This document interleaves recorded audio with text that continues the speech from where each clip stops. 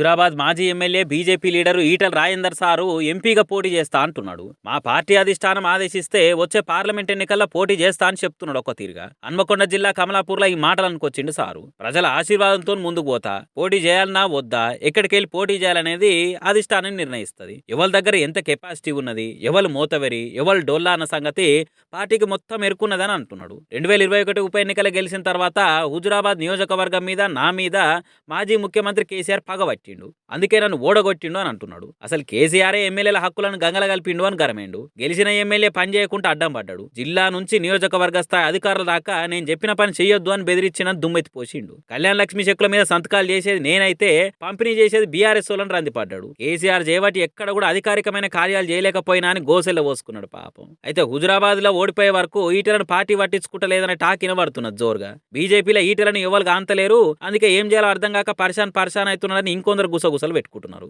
ఇక ఈ ముచ్చటిన సోషల్ మీడియాలో బాగా వైరల్ అయ్యే వరకలా ఈటల ఫ్యాన్స్ ఉండి ఆయన తిట్లనే ఊకుట్టే ఇదే నిజం అనుకునే పరిస్థితి ఉన్నదని గట్టిగానే కౌంటర్లు వేస్తున్నారు. ఎవరు చెప్పిరాయా మీకు? ఒకసారి ఓడిపోగానే కథ అంతా అయిపోయిందా?